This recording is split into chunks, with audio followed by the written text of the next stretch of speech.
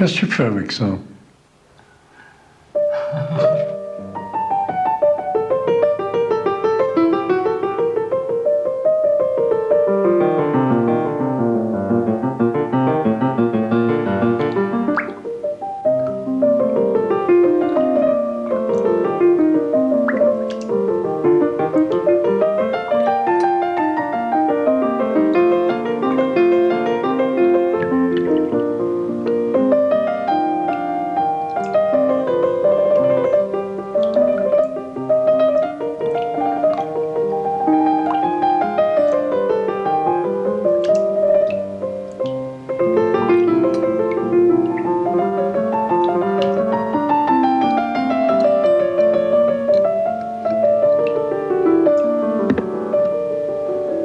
Ce qui est important, c'est le regard.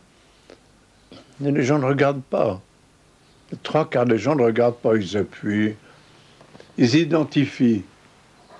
Mais le regard qui perce le sens de ça, très peu. Et qu'est-ce qu'il perce, ce regard?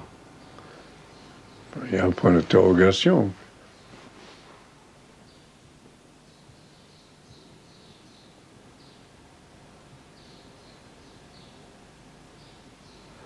J'ai découpé des lettres dans l'écho de Paris. Je me souviens quand j'étais gosse, et j'ai collé ces lettres sur une grande glace en bois doré. Et ça fait le mot « D'où vient l'argent ?» Et j'avais 14 ans, je crois. Lavé dans la baignoire à la maison. Et mon père, quand il a vu ça, il m'a dit « Henri, mais tu as des sœurs. » Je n'ai pas compris du tout pourquoi il me disait ça. « Henri, mais tu as des sœurs. » Ma mère militait pour la fermeture des bordels. Les conversations chère mère sont plus passionnantes que dans votre salon. Ah oui, vous lui disiez ça? Oui. Ah, mon pauvre chéri, si tu avais un bon confesseur dominicain, tu n'en serais pas là. J'ai jamais eu de confesseur dominicain. Je me confessais plutôt aux filles des bordels, avec Pierre Josse et tous mes copains.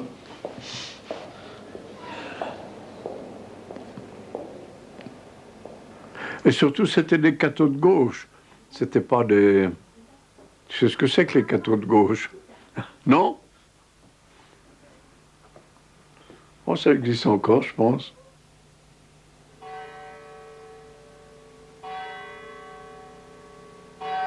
C'est de là que je sortais, quoi.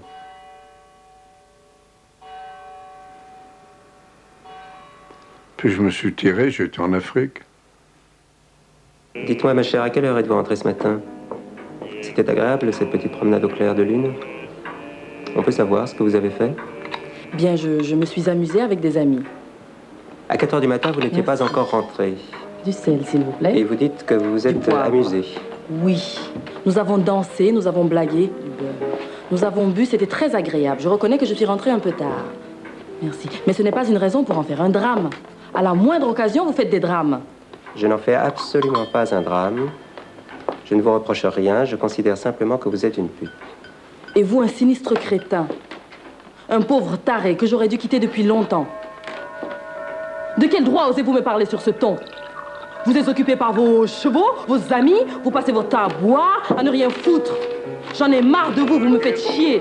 Je m'emmerde avec vous. Pauvre con!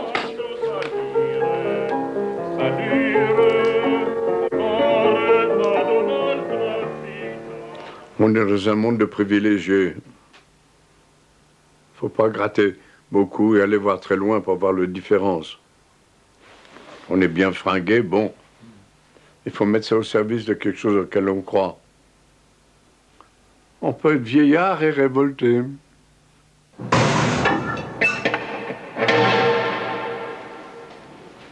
J'étais en tôle.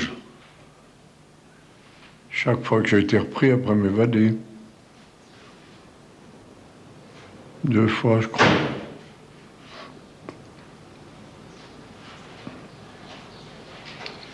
On faisait 15 jours de cellule, 3 mois de compagnie disciplinaire, avant de retourner en commando.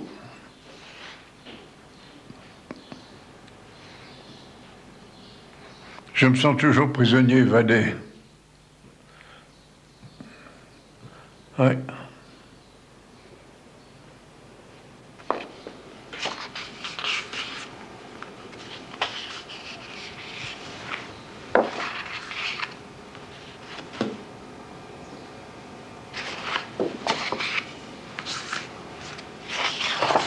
C'est Fleury Mérogis?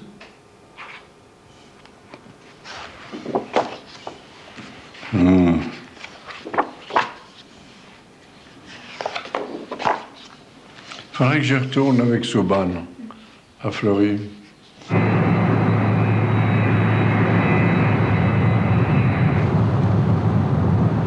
J'ai mis en place ces ateliers photo au centre des jeunes détenus de Fleury-Mérogis en 1995.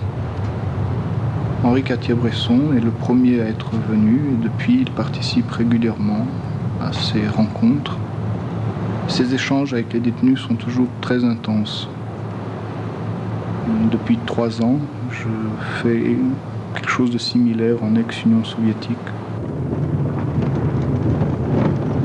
Je crois que les gens qui sont en prison subissent le présent de manière si totale qu'ils se projettent soit en avant, soit en arrière, soit avant la prison, soit après la prison. Et je crois là aussi la photographie, c'est en permanence ici et maintenant.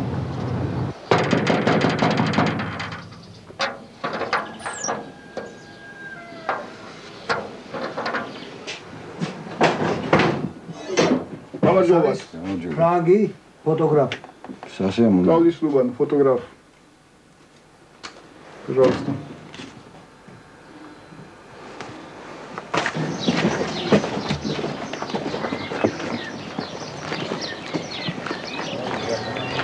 Дамар Джобат.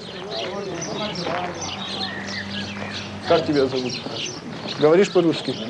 Все говорите по-русски? Нет? О. Кия. Кия.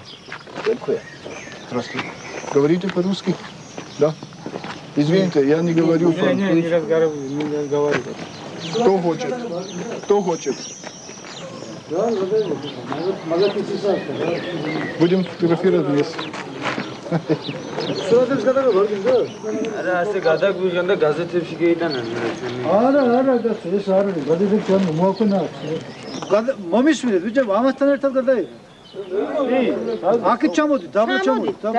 Сперва 2.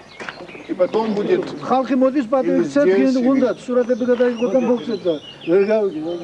Есть комната или где можем... Не знаю, природа лучше, или там можно? Да, здесь.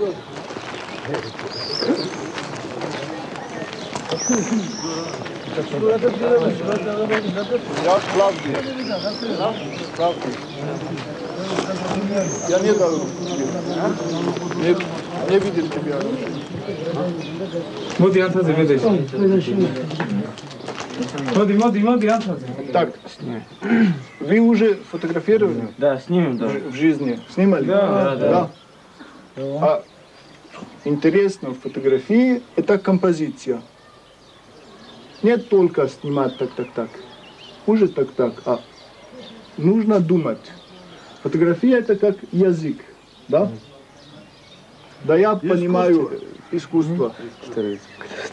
Да я понимаю свой язык, мне нужно учить язык.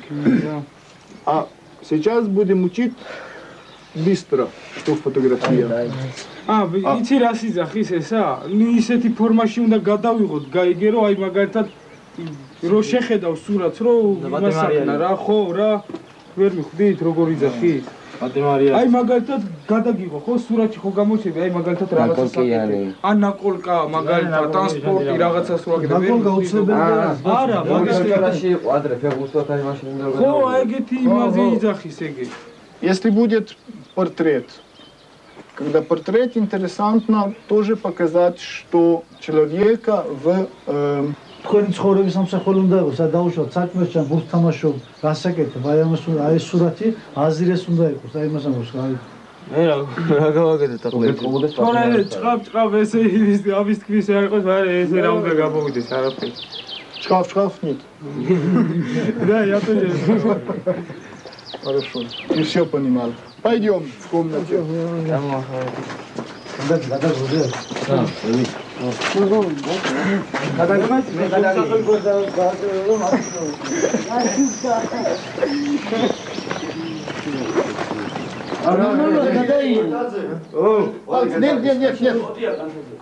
Не хочешь быть на фотографии, ты можешь снимать.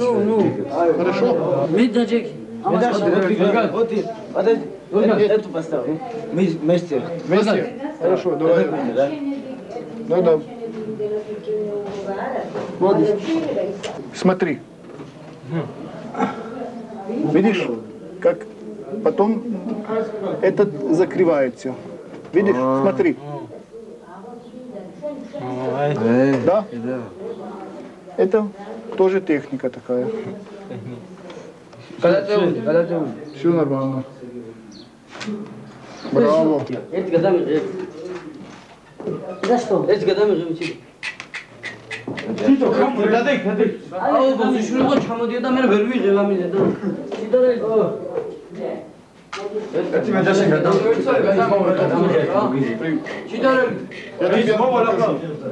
Моя мать придет на суд, надо снимать.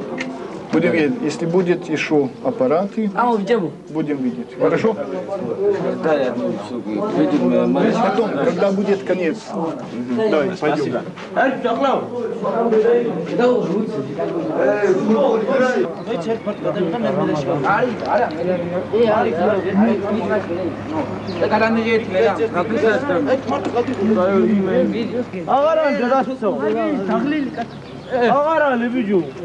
Это все. Кто хочет сейчас? Сперва он сказал, потом ты. Хорошо. Так, открыть. 55. 56. Все. Готово. Ага, спичка, годами.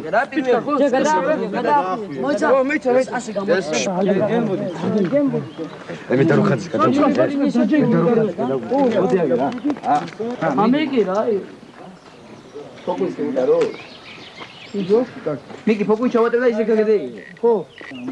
Фотограф стой. О, все, мы грачанка. Что это? Вот. Экс. Висуна Марто. Я Марта годами Это профессионалы.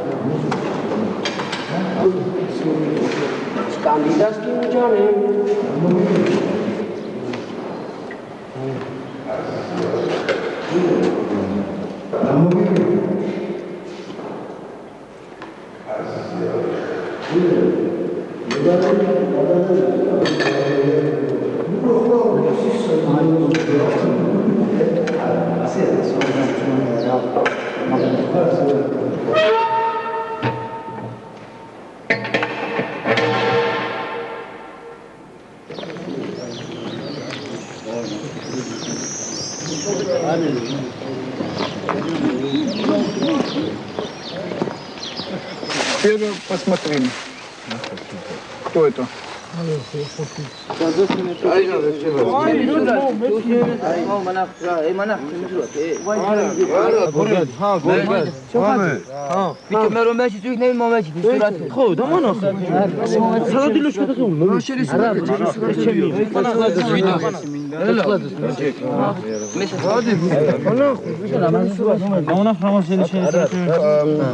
Не держал хорошо аппарат.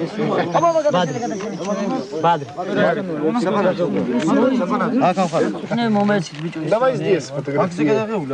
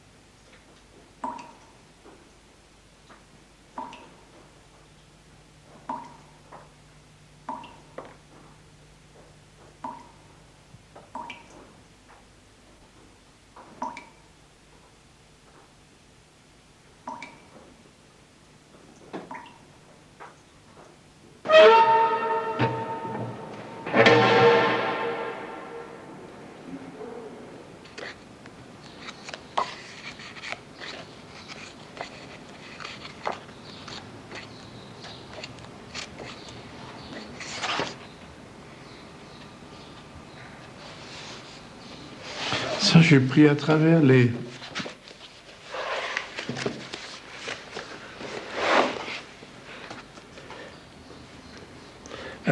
planches. J'ai juste passé l'appareil et j'ai rien vu. C'est pour ça que c'est un peu flou, parce qu'il y avait les planches étaient comme ça et je passais tout juste l'objectif. Puis je regardais comme ça et pas à travers le visage, je ne pouvais rien voir. Et vous n'aviez pas vu l'homme qui sautait? Non, bon. C'est un coup de chance alors là. Non, mais c'est tout le temps la chance, il n'y a que ça. Il n'y a que la chance qui compte. Il faut être disponible, c'est tout. Il ne faut pas vouloir, c'est comme les rapports entre ça et ça. Bon, c'est le hasard. Quand on veut, on n'obtient rien. Il ne faut pas vouloir.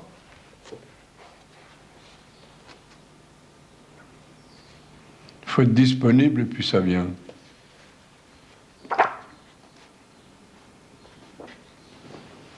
Mais là, c'est la géométrie. C'est tout le carré. Il ne faut pas y penser, mais tout de même là-bas, c'est la géométrie. La divine proportion. Intuitivement, je sais où ça tombe. Mais ça, je peux rien dire de plus. C'est le rythme plastique. 1 618, 3 1416. C'est le nombre d'or. Mais ça, on sait où il tombe, le nombre d'or. Il y a des compas qui vous le disent, mais c'est l'œil. Moi, c'est la forme plus que la lumière. La forme prime. La lumière, c'est comme un parfum, pour moi.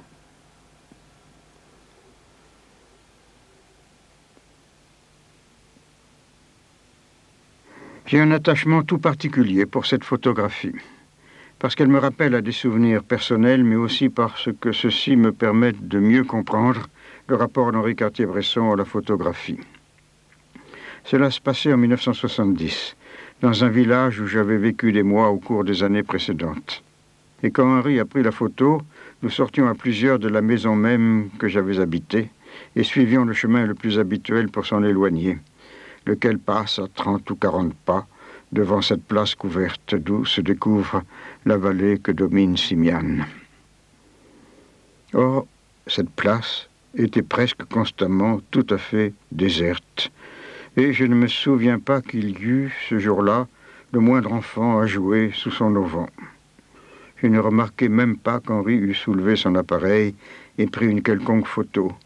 Nous marchions, en effet, il n'avait pas ralenti. Voici pourtant ce qui résulta de cet instant de passage. Qu'est-ce que cela signifie? Nullement qu'Henri Cartier-Bresson soit un magicien qui peut susciter des apparitions sur des places vides. Non, la vérité est plus simple et beaucoup plus éclairante. Quand d'autres sont distraits et inattentifs, Henri, lui, est aux aguets, prêt à la réaction qui ne demande même pas un instant d'arrêt pour aider la géométrie, comme il dit, à jouer son rôle, pourtant évident et décisif dans le cadrage. Que faut-il penser de cette attention à tout? Est-ce la façon d'être obsédé d'un professionnel qui n'a souci que de son travail? Nullement. Henri ne s'était pas détourné de sa conversation.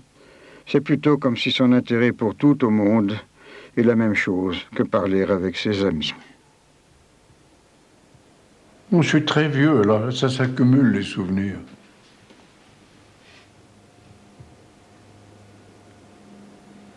Le plus récent surnage et puis le reste, ça s'estompe.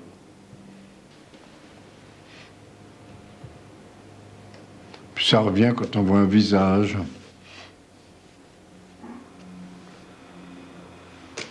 Tout ça me revient avec une précision. C'était écrit « Entrer sans frapper », et c'est eux qui m'ont frappé. Quand j'ai vu ça, j'ai tiré, et puis après j'ai salué. C'est une interrogation et en même temps, on se prend à bras-le-corps avec la personne. C'est même pas une fraction de seconde, c'est un truc... il faut le sentir intuitivement.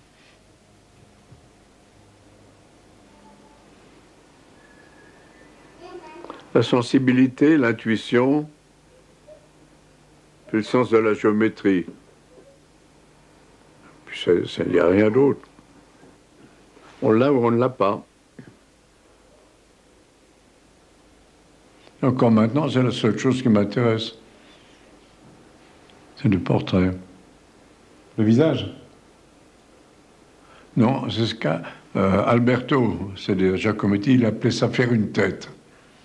Faire une tête.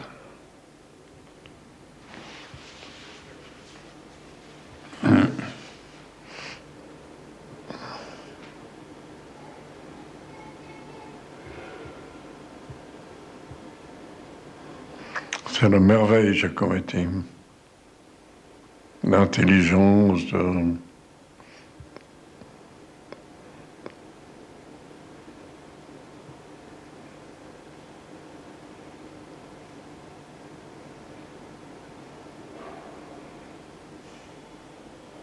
Pour tous les amis de Giacometti ou de son œuvre, comme pour tous ceux d'Henri Cartier-Bresson, cette photographie est une de celles qu'ils affectionnent le plus.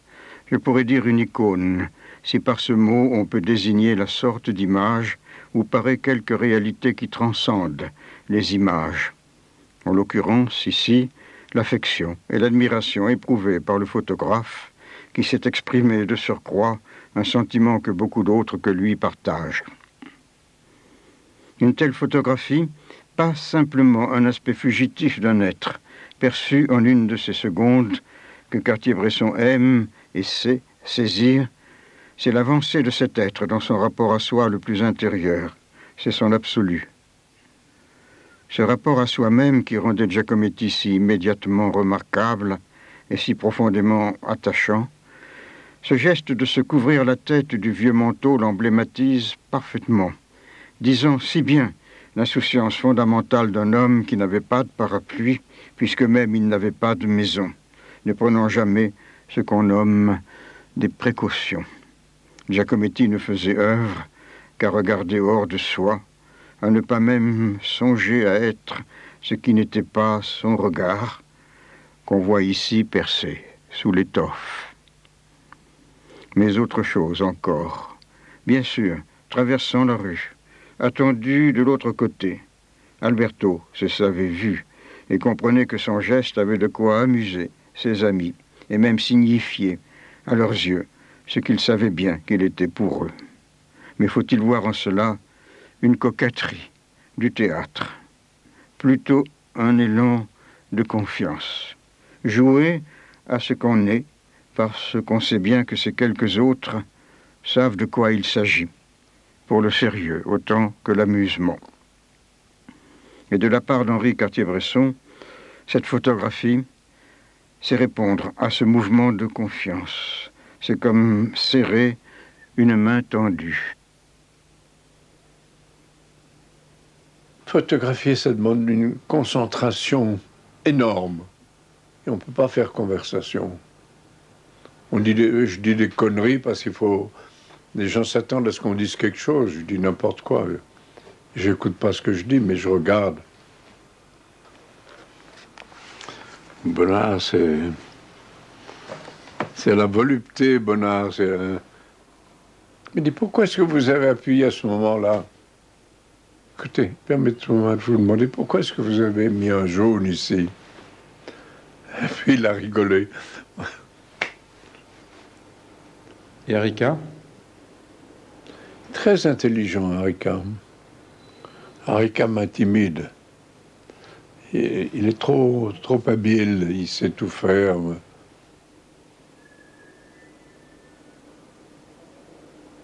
On n'a pas l'image de soi-même. Pour les autoportraits, d'habitude, je prends 2 miroirs, et si c'est de dos, c'est 3 miroirs. Vous voyez? Ou de profil. Il y a le pastel qui est comme ça, hein? Ça, c'est 2 miroirs, ou 3, je ne me souviens plus. Mais je crois qu'il faut respecter l'envers et l'endroit.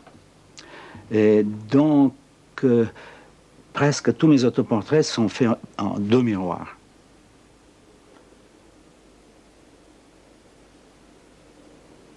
Le problème, c'est que notre regard est toujours conditionné par la reconnaissance.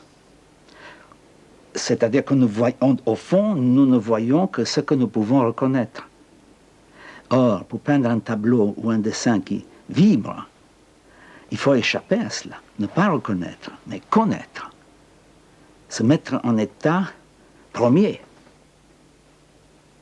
Dans un portrait, ce qui m'intéresse ou ce qui me hante, c'est de saisir la personne. Enfin, pas seulement la ressemblance, plus que la ressemblance. Ça doit être la personne. De prendre cette personne, de la mettre sur ma toile, vous voyez? Donc, quand vous peignez un portrait de quelqu'un, vous savez comment peindre un œil, un nez, etc. Vous n'arriverez jamais à saisir la ressemblance. C'est-à-dire, il faut absolument suspendre la connaissance. Ne pas savoir. Donc, le processus est une lutte interne assez intense pour ne pas savoir, c'est-à-dire pour voir la forme première. C'est-à-dire que vous regardez quelque chose, et vous savez qu'on peut le faire, n'est-ce pas? Vous réduisez en vous-même, et vous voyez, au lieu de voir l'œil, vous voyez une forme, alors, et puis ça vient, et ça vous entraîne, et vous ne connaissez plus, et puis vous peignez des formes, et ça se met en place tout seul, on ne sait pas comment. C'est vraiment le travail de la peinture, ça. Mais c'est ça le travail de la peinture. Je disais autrement, je l'ai même écrit, c'est comme la réorganisation du sable par le vent. N'est-ce pas? Mais il faut qu'il y ait du vent. S'il n'y a pas de vent, ça ne marche pas. Autrement dit, l'inspiration.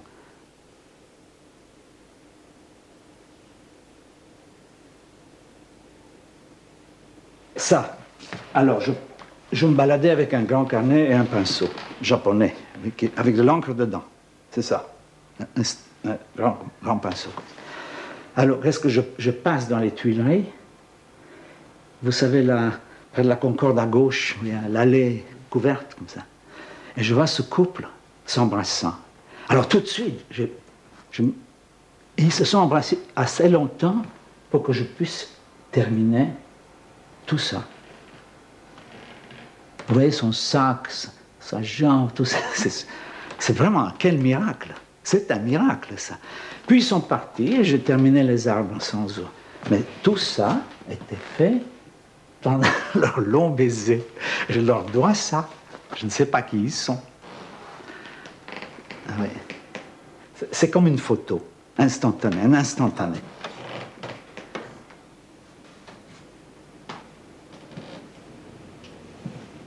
Ce besoin de regarder est inhibé aujourd'hui, depuis une trentaine d'années d'ailleurs, et même plus en France, parce qu'en France, il n'y a pas d'encouragement dans les écoles. Il n'y a pas d'histoire de l'art à l'école. C'est grave. C'est-à-dire qu'on apprend à aimer, n'est-ce pas? Regarder. On ne peut pas regarder quelque chose qu'on n'aime pas. On apprend à aimer, comme une personne, on apprend à aimer une personne. Et on désapprend aussi, n'est-ce pas? C'est très joli ce que vous dites, parce que ça veut dire que regarder, c'est aimer.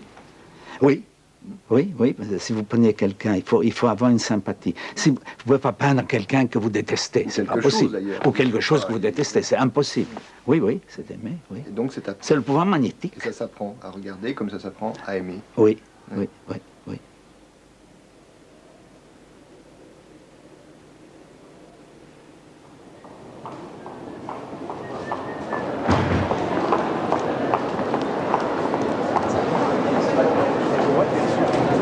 Un regardeur qui n'abdique pas son intentionnalité devant un tableau, ou ses préjugés, ou sa pensée même, ne verra rien. Parce que le regard ouvert est un regard des sens.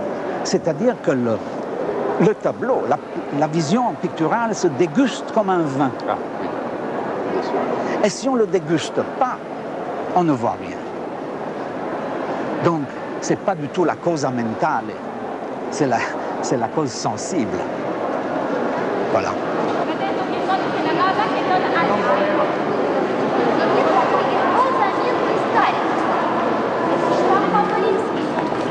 Là, David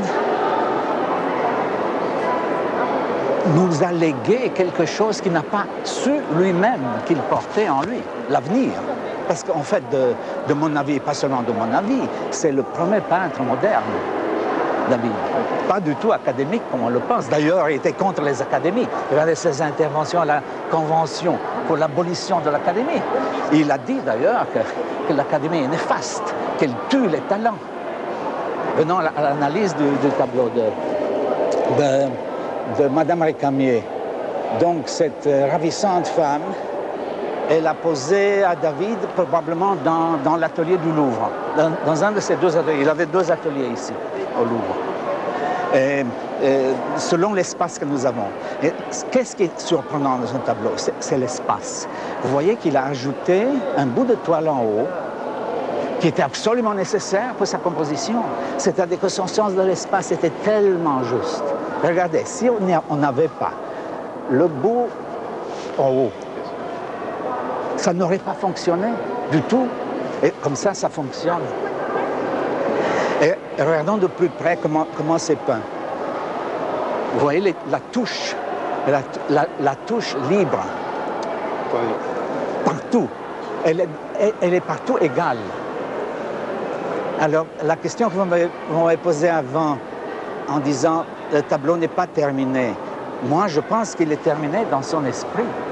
Il l'a terminé, regardez, il n'y a rien qui dérange la couche organique de peinture. C'est-à-dire que d'un bout à l'autre du tableau, c'est le même phonème, si je puis dire, de la touche, que certains historiens appellent frottis. C'est faux. Ce n'est pas des frottis, c'est la touche. Et c'est la touche qui vibre dans ce tableau comme ça.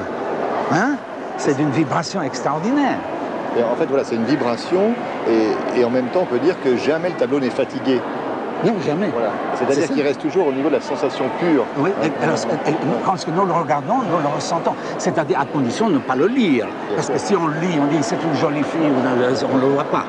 La peinture, c'est pas ça. Alors c'est la vibration de lumière. De lumière et de demi-teinte et de la simplicité. Il faut aussi dire qu'il peignait avec 5 couleurs, voilà. Même pas. Quelle économie de moyens. Économie de moyens étonnante.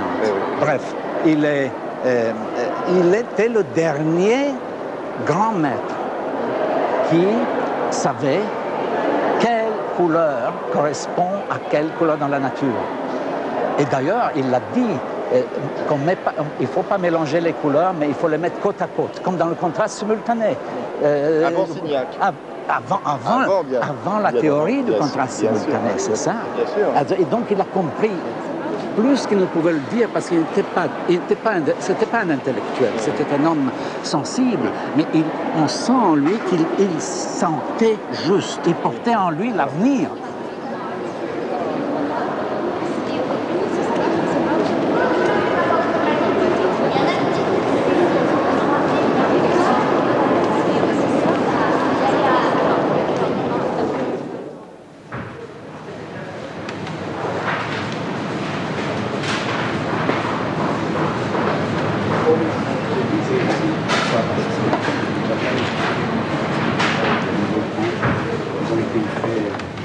C'est un problème, ce sujet. Nous aurions dû refuser cet original, puisque de mémoire, nous savions que le tirage précédent était meilleur.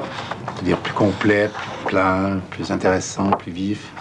Puis plus dans ce que l'on espère toujours faire avec les photographies de Cartier-Bresson, c'est-à-dire pas quelque chose d'écrasé, de lourd, mais quelque chose de vif, de pointu, comme il est lui, comme il se comporte hein, dans la vie. C'est ça qu'on essaye de dire, parce que il faut une certaine interprétation, d'accord, mais il ne faut pas modifier ce que l'on reçoit. Par contre, il faut savoir, avec beaucoup de complicité, interpréter et finaliser un sujet au bout qui nous convienne parfaitement et puis qui lui plaise.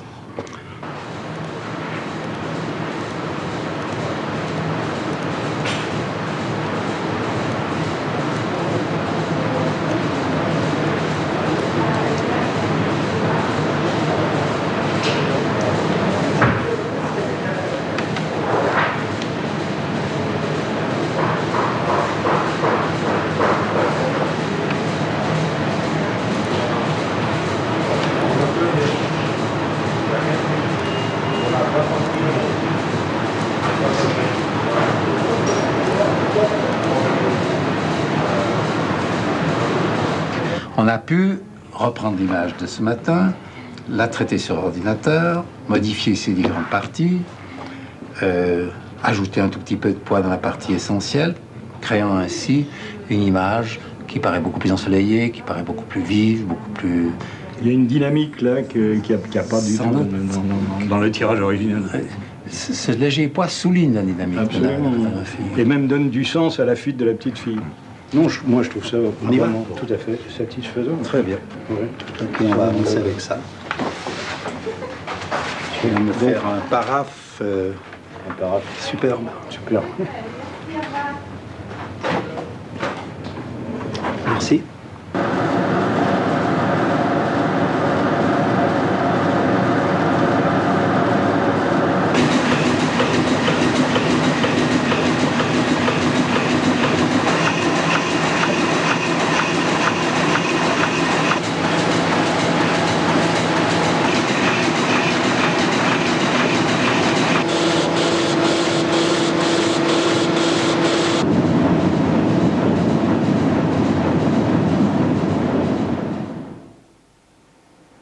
Ça fait longtemps que je ne photographie plus sur le trottoir. Au point, je dis, tiens, là, il y a une photo. Ou bien j'ai pas l'appareil, ou bien je n'y pense plus. J'aime mieux dessiner.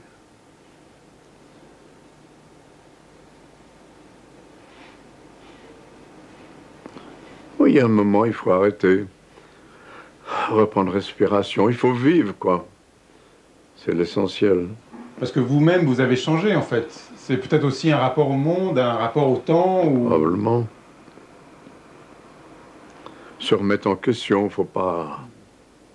Le célèbre photographe, tu sais, c'est dangereux. C'est les palmes académiques. On ne compare pas, ce sont deux choses différentes. Mais la base, tout de même, c'est le regard, le transcrire. Pour moi, le dessin, c'est la moindre graffiti a un sens. Quand un dessin, on sent quand ça suffit, pas aller plus loin. Après, on va gâcher, on va noircir, ça va. Il y a toujours une limite. C'est avoir le sens de la limite quand il faut arrêter. Quand on a dit la chose,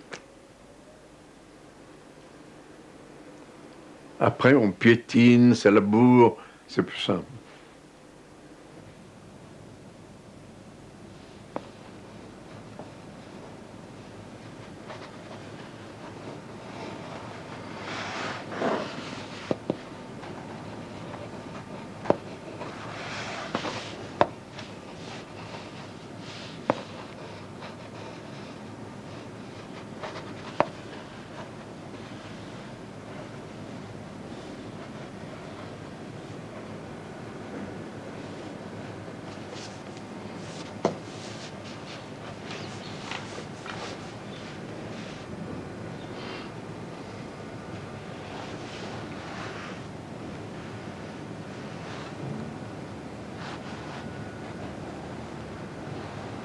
N'oublie pas le menton, regarde le menton là. Chut. Regarde le menton. T'as un crâne en pointe. Oh merde, maintenant j'ai crâne à pointe, je sais pas quoi. Oh. Tu veux pas le changer maintenant, c'est trop tard. Mais tu sais quoi, fais mes moustaches sombres. Parce que mes moustaches ont blanchi il n'y a pas longtemps. Il y a longtemps que je te connais.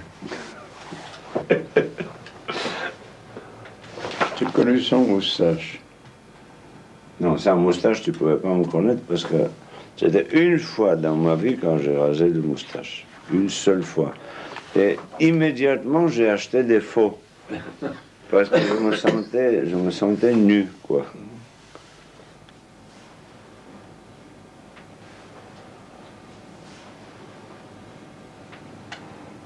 Tu la filmes d'ici, là. Elle passe derrière ton dos. Comme on a fait, oui. Il y a un petit garçon qui est là, ici, oui, avec l'appareil photo. Ouais. À côté de Chevalier. À côté de Chevalier. Un peu de profil. Il est là avec l'appareil photo et là il y a deux chevaliers. Oui, comme ça. Oui, le dos. Et là, c'est ça ce qui est dangereux, que le crocodile, comment il va se développer. Le crocodile, il est par terre? Non, moi je voulais que le photographe est ici. Hein? Photographe. Ah, c'est là, hein? C'est pas celui-là? Je m'intéresse de croisements de destins, de croisements de personnages, ce qui est notre vie là. J'essaie de reconstruire le modèle de la vie qui est fondé sur l'imprévu et sur le hasard. Mais le hasard, c'est pas comme si je me mets dans la situation d'un petit démiurge, là. Je le crée d'avance. Et ça, c'est très amusant. Et après, à la fin, tu vas faire ça.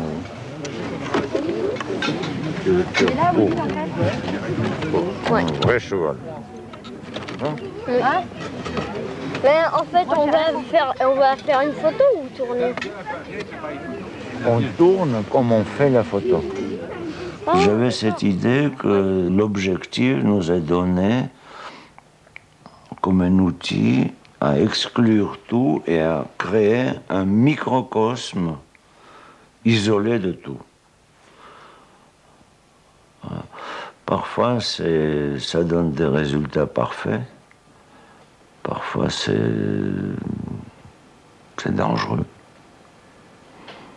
C'est effrayant. Mais de toute façon, la concentration sur quelque chose,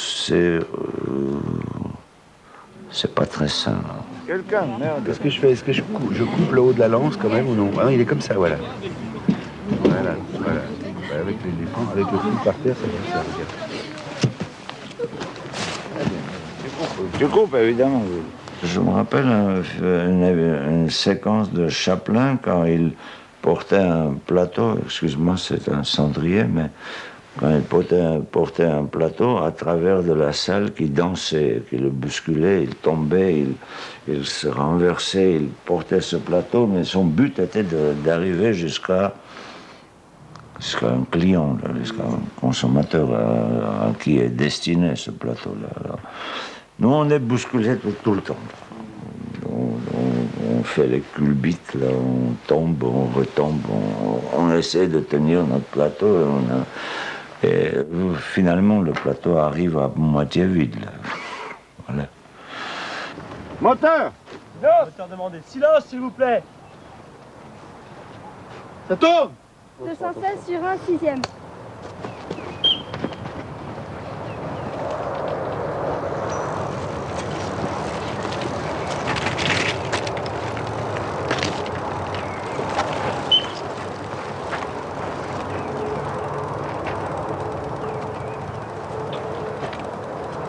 T'appuies sur le bouton.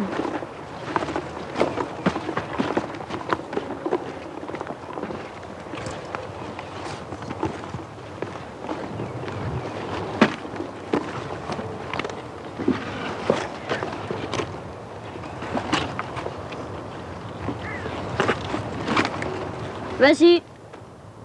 Cheese. Coupé. J'ai appris ce que c'était d'écouter par l'ingénieur du son de Jean Renoir.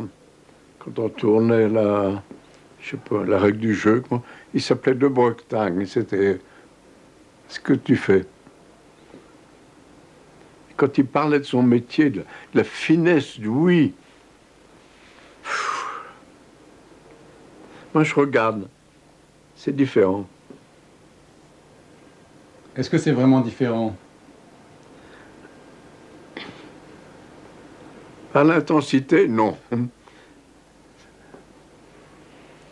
Mais c'est deux outils différents qu'on utilise. Moi, je regarde, c'est une obsession.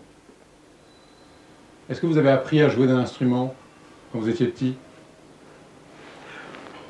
Oui? La flûte, oui. Et je l'ai vendue pour sortir avec des filles. Une belle flûte comme ça. Mon professeur s'appelait Karadjé, élève de Moïse du conservatoire. Il m'a dit non, c'est pas pour vous, faites de la peinture. Vous n'avez pas d'oreille. Et j'écoute mal. J'adore la musique, mais les notes fausses ne me gênent pas, vraiment. Il y a quelque chose qui me manque.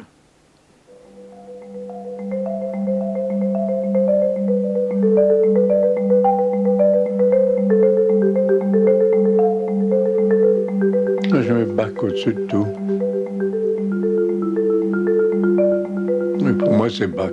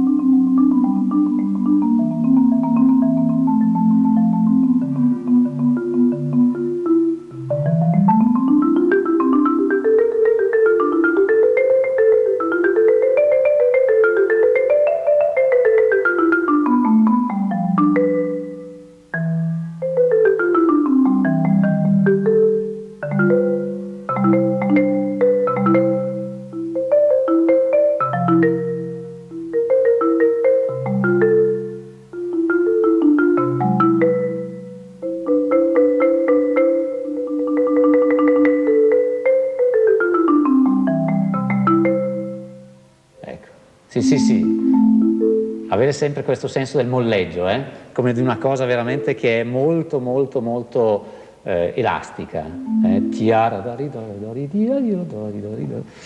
Ok, e quando arrivi poi a questo punto, il punto veramente più bello mi sembra del pezzo,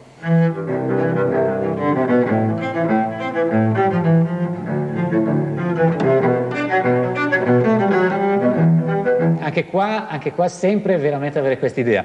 Bach, fra l'altro, scrive qua una cosa bellissima, cioè lui scrive la legatura sulle tre note legate, sulle tre note dell'arpeggio, e quindi qua e dopo. Ma il fatto di mettere la legatura sempre sulle tre note dell'arpeggio fa sì che ci sia una specie di sincopato. Provate a sentire questa cosa,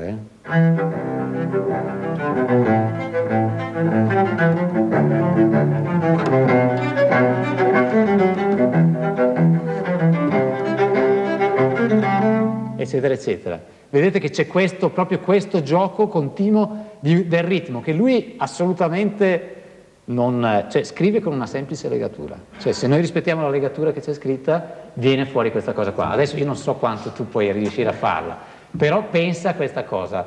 Cioè, questa cosa è proprio una cosa di ritmo, capisci? Cioè, è una cosa in cui Bach scrive tantissime volte, lui gioca col ritmo. Cioè, scrive una cosa di per sé quadratissima, cioè 3/4, non c'è niente di strano. E invece c'è dentro tante cose diverse. Vuoi provare questo punto qua? Con la musica noi dobbiamo fare un lavoro a ritroso, cioè prima, di preparazione, e io devo essere pronto quindi riuscire a costruire tutta la cosa per la quale quando io parto, nel momento in cui io faccio questo gesto di partenza della musica, qualcosa scatta, e anche lì scatta qualcosa, è come nella macchina fotografica, perché scatta una cosa che resterà unica, perché c'è in quel momento del tempo e non si ripeterà mai più uguale, è quello.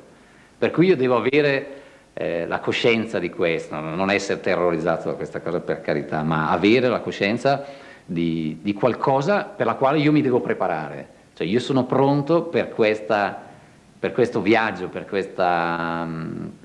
questo qualcosa che resta unico. Un sacco di volte lo penso a questo. Penso a come in fondo questi suoni si proiettano e vadano verso l'universo.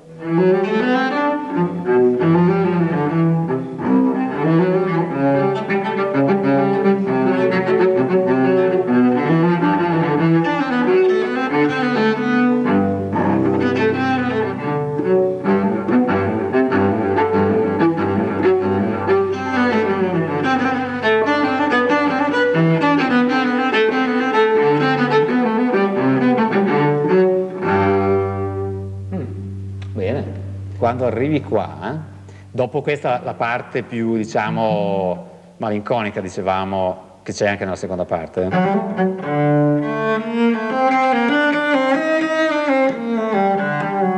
Ma è stato tutto uno scherzo.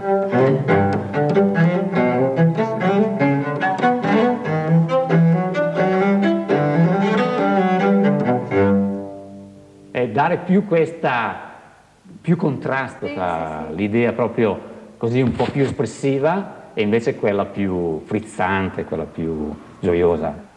Anche questo, quando ci sono i sedicesimi,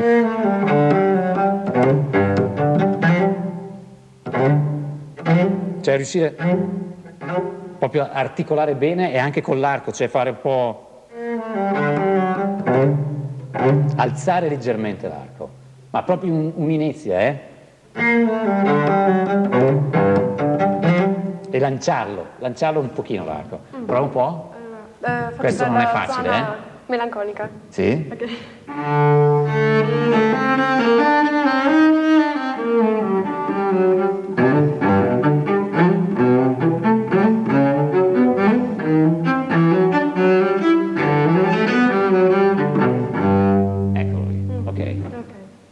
Ogni volta che prendo in mano una pagina di musica di Bach ho questa sensazione, ho la sensazione che sia qualcosa che è lì, è sempre stato e noi in quel momento lo guardiamo e si rivela nell'incredibile cosmo che ha. C'è tutto, c'è la luce, c'è la potenza, c'è la forza, l'energia, c'è non so, c'è il dolore, c'è l'annientamento, io trovo che in Bach riesco veramente a trovare tutte queste cose.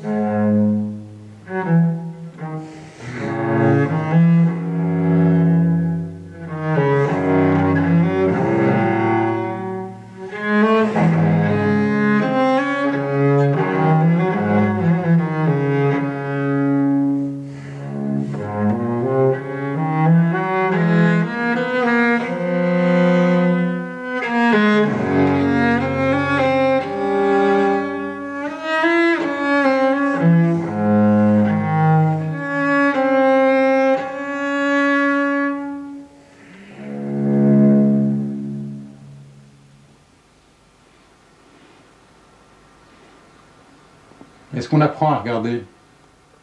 Est-ce qu'on apprend à baiser? Chut, coupe. Non, mais un de ces jours, il y aura des professeurs, profs de tout. Apprendre à regarder, quoi, c'est d'aller au Louvre et de voir, je sais pas, de voir les Rubens. Ça vous apprend à baiser, peut-être aussi de voir les Rubens. Ou ça donne envie de baiser. Il n'y a que ça qui compte, dans le fond. C'est l'amour. Pas seulement l'amour physique, mais l'amour tout court, quoi. L'amour de la vie, l'amour de...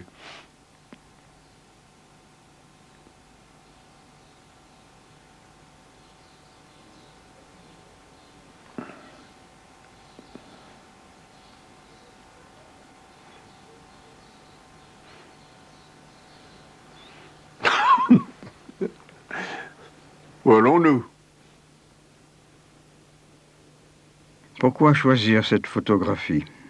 Parce qu'elle exprime de façon simple et bien entendu tout à fait involontaire l'essentiel de Cartier-Bresson. D'autres que lui auraient demandé au petit garçon de marcher sur les mains et l'auraient alors photographié, pour le contraste entre cet instant d'une vie et ces montagnes dans la lumière, qui sont de l'intemporel. En cette occurrence, c'est évidemment l'enfant qui, par amusement de voir des étrangers sur la route, a spontanément exprimé sa joie. Et Henri était là pour danser avec lui, son Leica étant son corps, son sentiment, son esprit. Et la photo, sa façon de partager ce défi jeté ironiquement, joyeusement, à la pesanteur. Comprenons qu'il y a quelque chose de douloureux dans cette allégresse de l'enfant grec sur la route. Nous savons, et il sait, qu'en son acte même, il exprime ce qu'il y a en lui de transitoire. La vie bientôt le rattrapera pour l'empêcher de marcher sur les mains. Sa souplesse même rappelle que la jeunesse n'a qu'une heure. Et c'est précisément de toute inquiétude que ce geste brusque fait fi, par fidélité à une joie qu'il y a aussi dans la vie, qui en est peut-être la vérité, qui en tout cas en constitue la beauté. Et c'est ce défi que Cartier-Bresson comprend d'instinct, parce qu'il l'a fait sien de toujours. C'est à ce défi qu'il contribue en prenant joyeusement sa photographie. Ne fait-il pas que passer lui-même dans ce lieu qui n'est pas le sien? Ne ressent-il pas qu'il n'y ait qu'une ombre? La vérité du voyage n'est pas de contempler du nouveau, c'est de se savoir ce qui passe, sur l'arrière-fond de ce qui demeure, et ainsi d'accéder à un regard plus profond qu'en tournant les pages des livres d'art.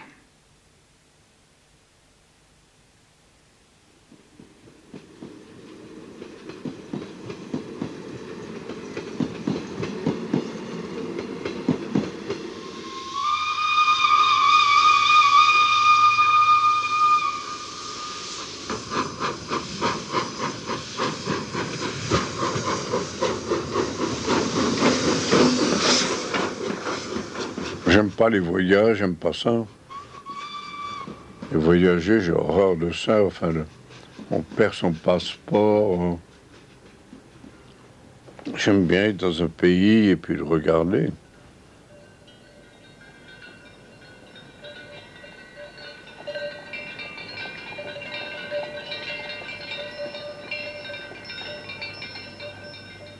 J'ai passé tout de même 3 ans en Orient sans rentrer en Europe. Je pensais pas à la photo, j'étais là, je vivais. Je vivais, puis j'enregistrais avec un appareil de photo. Je voyais même pas le résultat, j'envoyais mes films à Paris ou un laboratoire à Bombay, puis je voyais pas le résultat, ça m'était égal. Donc c'était plutôt l'aventure qui vous... Oui, et puis la joie, le tir photographique. Ça a toujours été ma passion. Pam, ça y est.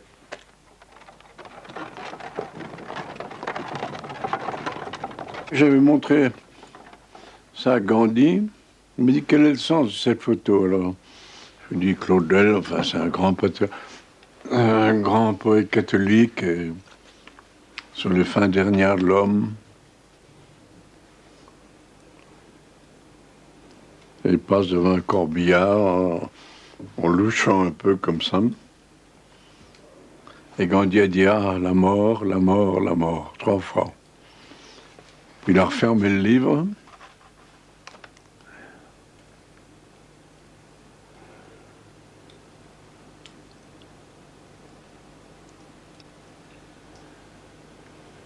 Puis il est parti à la prière. Puis il était tué.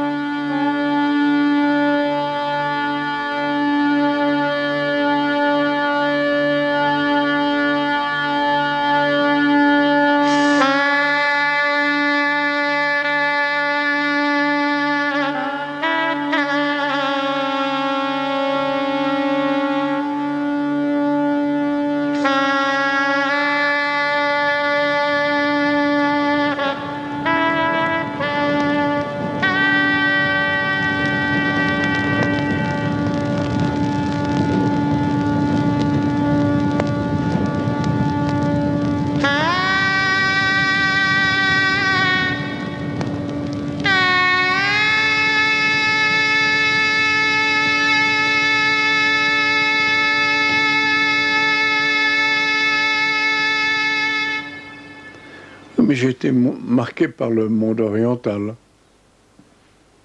et beaucoup plus que par le monde judéo-chrétien.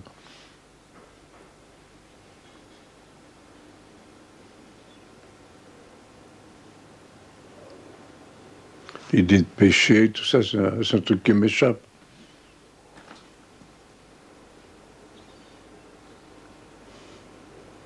Le bien, le mal.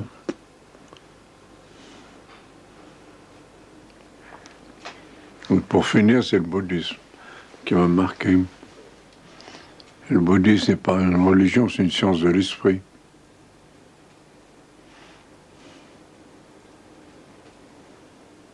Voici les funérailles d'un acteur de kabuki de 1965. Ses visages ont une intensité digne d'un Caravage ou d'un Dreyer. Ils sont aussi d'un parfait naturel, tout à eux-mêmes.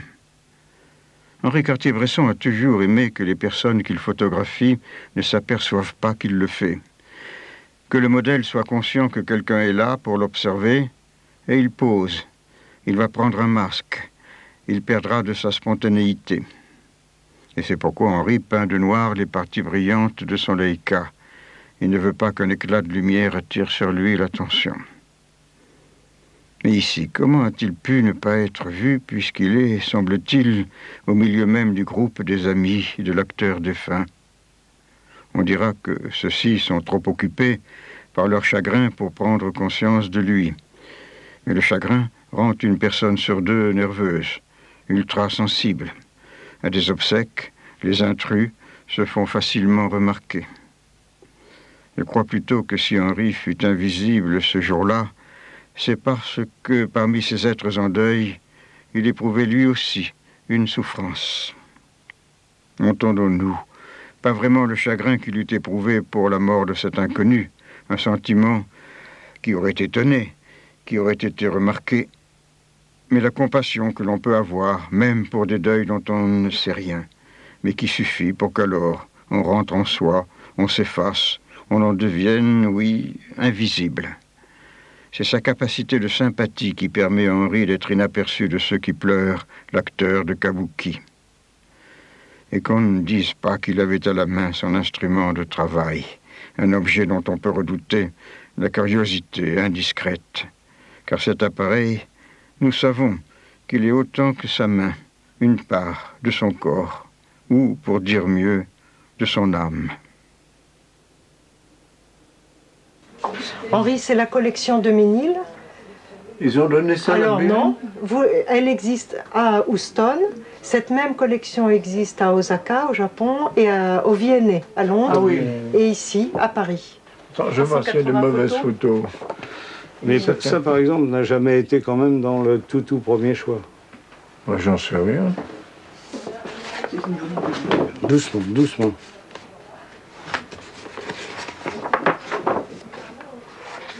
Ça, c'est pas bon. Ça, c'est pas bon. Non. Comment? Ça, c'est pas bon. Non. Ah non, ah non, ah non, ah non. Non, mais... Ça aussi. Oh non. Pas en place, le bonhomme. J'étais trop pressé. On a le droit de mettre un commentaire? Non. Non, c'est pas juste. Ça fait du tort à une bonne fois, parce que là, ça tombe bien. Il ne faut pas mettre n'importe quoi ici, on est tout de même à la BN. Ça va? Il n'y a pas beaucoup de n'importe quoi quand même, tu es sévère. Ça va? Ça, c'est du pittoresque. Mais bien fait quand même. Oui. Ça, c'est très bien. Ça va. Ça fait. Mexique. Oui. Vous savez ce qu'il dit? Tu m'as dit ça une fois. Te pinto une violine. En réalité, c'est chinga tu madre, encule ta mère. Non, ouais, quand on vous fait ça, on vous casse la gueule. Ce qui est quand même une traduction libre. Celle-là, elle est très très bien. Elle est plus, oui. Comment? Elle est bien, celle-là. Ah oui, celle-là, elle est formidable. Oui, ça. Ouais. Non, ça, c'est... Ah, celle-là, je ne la connais pas. C'est la cathédrale de Mexico. Non.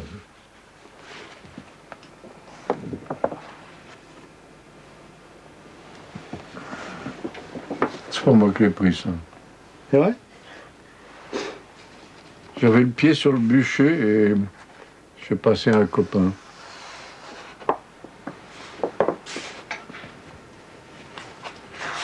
On se rend des petits services.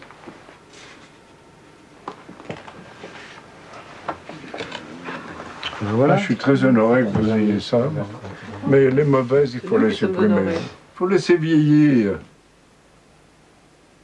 Ça, c'est une manière américaine de... Il faut être jeune, dynamique. Merde. Il faut laisser vieillir.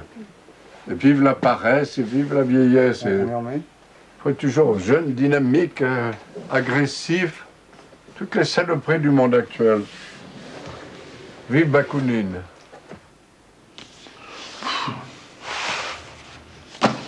Ce qui est important, c'est le prochain.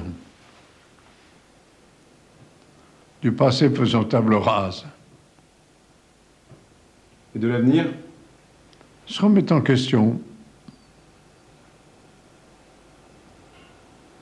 C'est indispensable.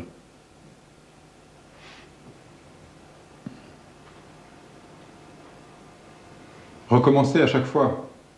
Moi, sommes-nous.